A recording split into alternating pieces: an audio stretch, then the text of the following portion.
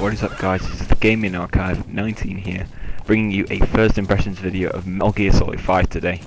So I've played Metal Gear Solid 5 now for around about 5 to 6 hours, so I think I'm in the right frame of mind now to do finally a first impressions video. I've been playing this game now pretty much for 3 days straight, just to try and get this video out for you guys, because I know you're probably all wondering where the hell have you been, with the first impressions.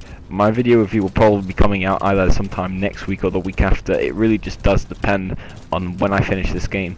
Of course, I won't be able to review that online mode because it doesn't come till, I believe, early October, so I'll just review that by itself, and I'll just review the game based on what I've played and finished the story. But without further ado, let's get straight into the video. So in terms of story-wise, the story is so far pretty good. Of course, as you all know, it takes place 9 years after the events of Ground Zeroes. Snake's been in a coma since that time.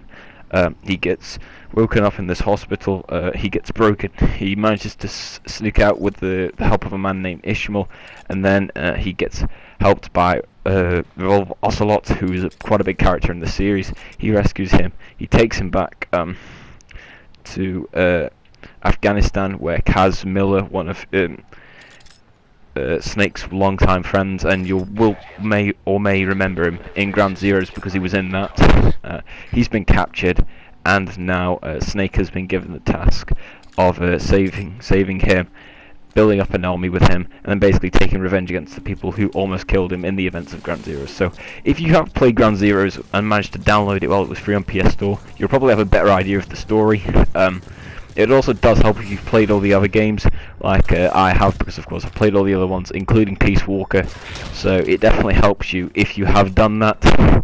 So yeah, I would say, before you pick up Metal Gear Solid 5 and try to understand its story, I do recommend you play every other game before you buy this one, like I did, because I almost walked into pre-ordering Metal Gear Solid 5 up playing all the other games, so I did so, and I've really enjoyed it, and I find that I really do understand the story a lot more than I probably would have if I had not played the previous games. But the story's so far very good.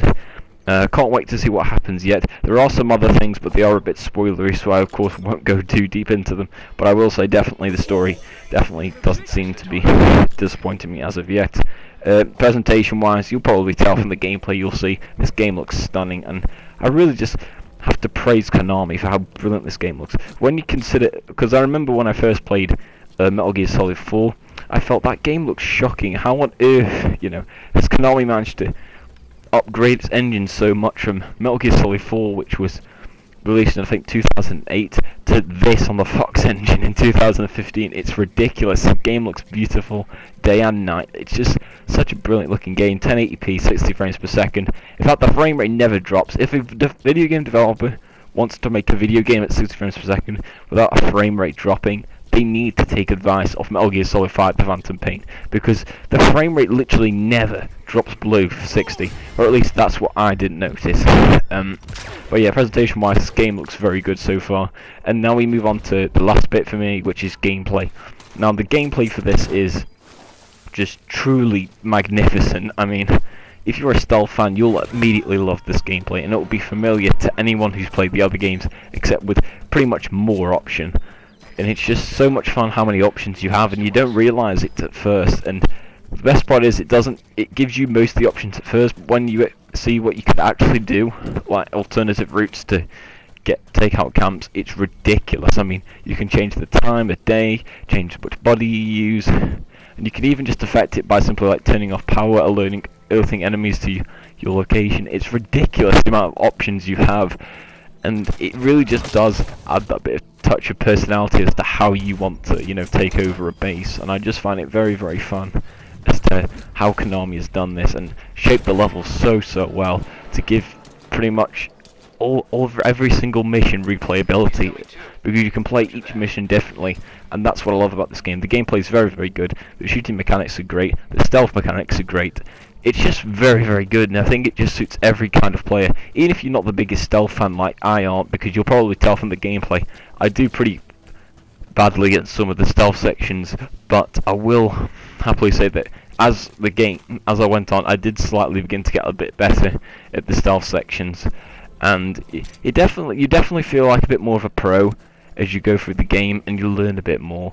So yeah, I can definitely say the gameplay's definitely up there in terms of story and graphics and presentation, with just being some of the best I've seen in video games. So overall, for overall first impression, I think Metal Gear Solid: The Phantom Pain is probably going to shape up to be my game of the year. I know I said this with Arkham Knight, but this just takes it one step further, and it's just ridiculous how good this game is. I mean, I thought originally when I played when I brought Metal Gear Solid 5, I didn't think it was going to beat this.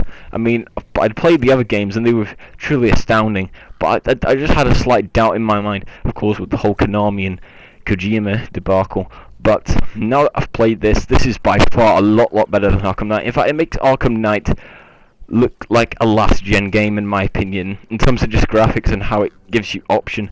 It's just so much fun, and I would honestly recommend to anyone to pick this up, but you must play the previous games beforehand. Or if you haven't got the time and effort, what I would recommend is you just simply play Ground Zeroes, because you will definitely need to play Ground Zeroes in order to understand the story. But overall, I'm really enjoying this. This is definitely going to be my game of the year, and I probably will, or like I said many times, recommend this to anyone who's thinking about playing this. But overall, thank you for watching, and I hope to see you again next time.